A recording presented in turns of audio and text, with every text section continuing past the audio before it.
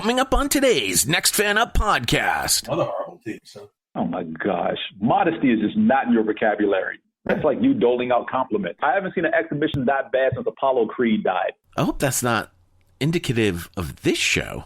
But, Jay, you wooed me. I love this show as much as anybody. We're previewing Week 8 of the NFL. Here we go. That's how we start! Yeah, baby! 32 SuperFans.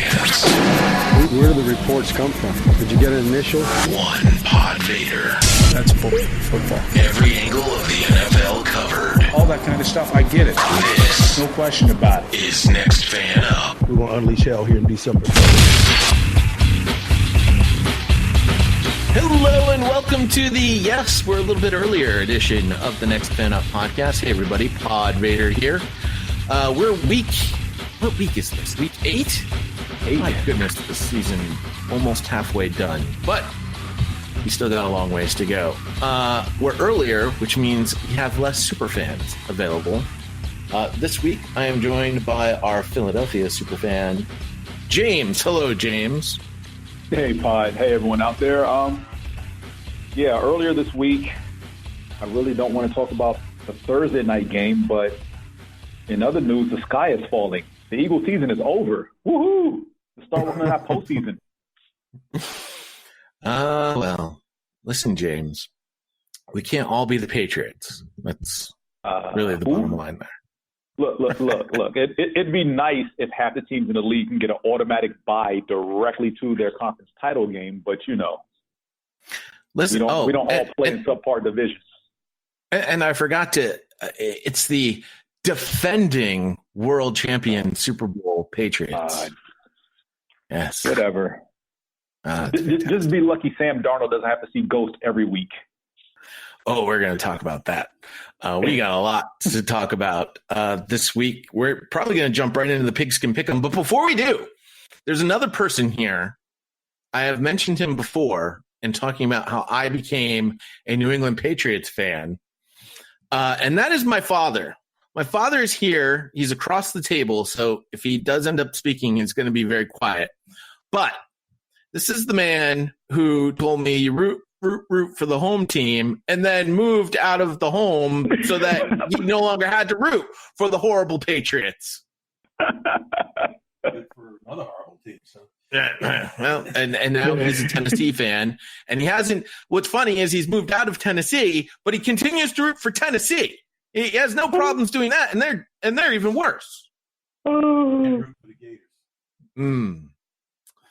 It's an interesting conundrum for the man who told me you stick by your team no matter what.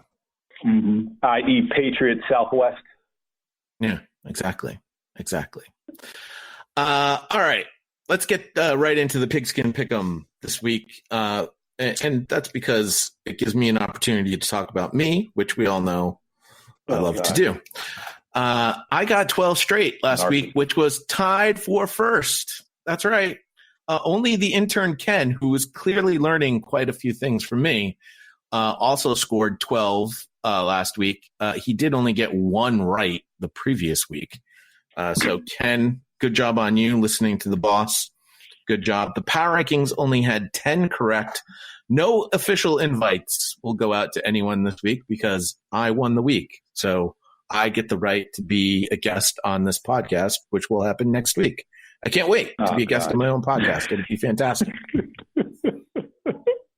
If you would like to be a part of the show and you are part of the Pigskin Pick'em, however, just email us, nextfanup@gmail.com. You never know. I might share my guest spot with you. I'll be kind. Really, allow that to happen. Share? That's like you doling out compliments. Oh, see, that's going right in the tees there, James. Good job. By the way, I also got 10 correct versus the spread, so I have finally had a great week. The problem is I'm usually good for only one of these great weeks season. And here we go. Yeah. Dallas and Baltimore are on a bye this week, so I know Kevin hasn't been on the show the last, 4 or 5 weeks at this point? It has. So Dallas will find a way to lose on the bye. It's been since Kevin has gone MIA, Dallas has not been able to win a game. Yeah, I'd say I miss Kevin, but I'd be lying. He did have a message for you. I don't know if you saw it. He says EAGLES suck. Hey, can't argue with that. They are not part of the Thursday night game. That is the team that really sucks, the Washington Redskins at 0-7 at the Minnesota Vikings 5-2. Vikings remain 8th in our power rankings. The Redskins are 30th. The point spread on this sucker is 16. There's really not much to say about this one. Case Keenum, I guess, is going to start at quarterback for the Redskins. I don't even know who the starter is there anymore. He faces his old team. Kirk Cousins obviously will start against his old team. Points for, points against. Redskins score 12.9 points a game, allow 25.1. The Vikings score 27.4 and allow 17.6. It's pretty much all that needs to be said. I'll take the Vikings. I will give the points. And James, it appears you have multiple locks this week. Oh, yeah, I have several locks this week. We're at the halfway point. We pretty much know who these teams are mostly. From this point forward, there will be multiple locks every single week. What is the injury report? Because I have a major fantasy wide receiver conundrum. Uh-oh. Well, I'm guessing that conundrum has to deal with one Adam Thielen, who is nursing a hamstring, who didn't participate in practice so far this week, is only going through walkthroughs. And Ben Gideon is in concussion protocol. So you may have to follow Thielen all the way up until game time. For Washington, wide receivers Sam Sims Jr., tight end Vernon Davis, running back Adrian Peterson, running back Chris Thompson, and cornerback Josh Norman all show up on the injury report. Of those most concerning, Vernon Davis is in a concussion protocol. He is doubtful. Everyone else is questionable. Yes, Adam Thielen is my problem, and I don't think I'm going to play him. If I'm not incorrect, I believe the Vikings are on the bye next week. After a Thursday night game? I mean, the mini bye, if you will, but I think they still have a game the following Sunday. Well, let's find out. There's an easy way to do this. You simply go to Google and you type Vikings schedule, and it will tell me that I am probably incorrect. Let's see here. Yeah, they do have a game against the Chiefs. Here's the thing. If I'm Adam Thielen, there's no reason for you to play. They don't need you in this game against the Redskins. Take a longer break. Let that hamstring, because hamstring injuries, those are the ones that don't just heal overnight. They're a tendon injury. They're tricky. Yeah, they're always week to week. Mm-hmm. And even when you do try to play on it, you could re-aggravate it in the game. See Sidney Jones for the Philadelphia Eagles over the last 4 weeks. I'm guessing Sidney Jones hasn't had a lot of playing time. Not much. Goes out there, starts the game. First, second drive comes out in the middle of the first quarter, and he's done for the rest of the day. So we're taking the Vikings. Really not much more to add here. The Redskins have a week left to try and trade away Trent Williams. I don't think it's going to happen. I think he's stuck in Washington. I'll have to come back. What is it? With 6 weeks left in the season? So week 10, week 11, he'll have to come back so he can get credit for the year. Yeah, the accrued season. Yeah. Redskins are going nowhere. They'll be in a battle for the first pick in the draft. No, they won't. Remember, they won a game. Oh, they did win a game. Why do I have them at 0-7? That's horrible on my part. Oh, they're 1-6. Maybe I wanted them to be 0-7. They probably should be, but then again, the Dolphins would be 1-6, and we know that's not true. That's also true. All right, let's move now to the Sunday games at 1:00. I'll give you a spoiler alert here, James. The NFL has done it to us again. There's only 3 afternoon games in terms of 4:00 scheduling. The NFL hates the fans. It doesn't make any sense, especially since this game that we're starting with isn't even the London game, which is a 1:00 kickoff. Also strange, but it is what it is.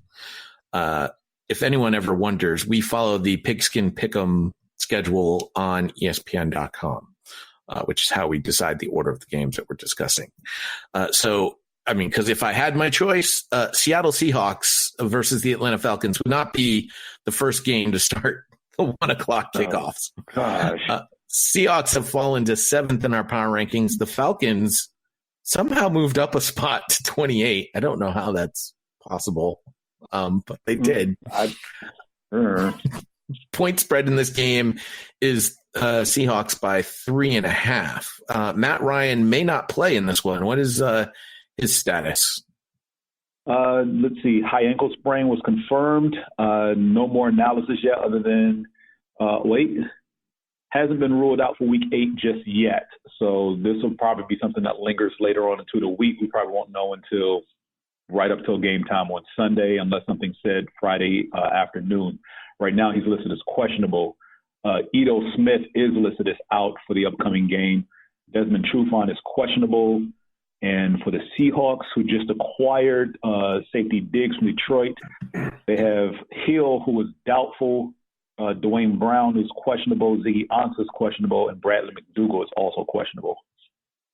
Smith being out is an interesting one. That means it's Kenyon Barner backing up Devontae Freeman. Mm-hmm. Which doesn't matter because Devontae Freeman is lost in the offense anyway. So I was going to say, let's hope he's not punching anybody on the field this week. Yeah, how about that? Talk about punching out of your weight class. Why are you swinging on Aaron Donald? The guy basically practiced his skill set with some knife fighting. I also believe he was punching him while he was being lifted like a child. Off the right, but he did get a punch off. You see the replay, you do see him swing at Aaron Donald while the referees are trying to separate him. But, when Donald has you up in the air a la Undertaker about to choke slam him, I mean. By the way, I would really like to see that one time. I mean, we see suplexes happen often on the football field. I would love to see a Undertaker choke slam. That'd be great. Anyway, Matt Ryan, it doesn't matter if he plays or not. He's putting up big numbers, but he's borderling it. He's got numbers, James. The stats show that Matt Ryan is putting up big numbers, but they're empty numbers. One of those big numbers is also interceptions this year, which is atypical of him over the last 2 seasons. I will tell you that the biggest problem in Atlanta right now is the defense, giving up 31.9 points per game. They only have 4 takeaways. They have given away the ball 12 times. Seahawks don't travel east well. It's an early kickoff. But if Neil can say that they want it more as a reason, then I will use the Seahawks are angry after losing last week to Baltimore. Absolutely. Should handle Atlanta well. MJ, of course. Well. Wow. A lock. MJ has written in this week. We prepare to see the Dirty Birds lose another game and watch the season continue to spiral into the depths of hell. The Dirty Birds have won 1 game this season, and I don't know that any more will be won. At this point, I'm not sure that we'll win our 2 games against Tampa Bay this year. The back end of the season is loaded with divisional games. We're going to get brutalized. I don't think there's anything else really I have to add here. He is still adamant that Thomas Dimitroff has got to go. That is in all caps. And I'm counting at least 10 exclamation points after he wrote that. So he is adamant on the Thomas Dimitroff train. The fans here in Atlanta went clear sweeping changes across the board. They want this whole thing torn down and rebuilt from scratch. And at this rate, they might as well just try to get a top 5 pick and maybe get one of those quarterbacks coming out and start over. Well, they got an early 3rd-round pick because the Patriots acquired Mohamed Sanu. I thought that was a 2nd-round pick. Yeah, it's an early 3rd-round pick because it'll be the end of the 2nd round. The 2nd round. You're funny. Yeah. But, yeah, it seems like they're taking the steps to pretty much clean the cupboard at this point. I mean, giving up Mohamed Sanu, I have no idea why that is. It's not like he wasn't productive on the field. He basically got open because of all the coverage shifted towards Julio Jones. I know they still have Ridley out there running routes, but I haven't seen much of anyone else in this receiving corps step up outside of Sanu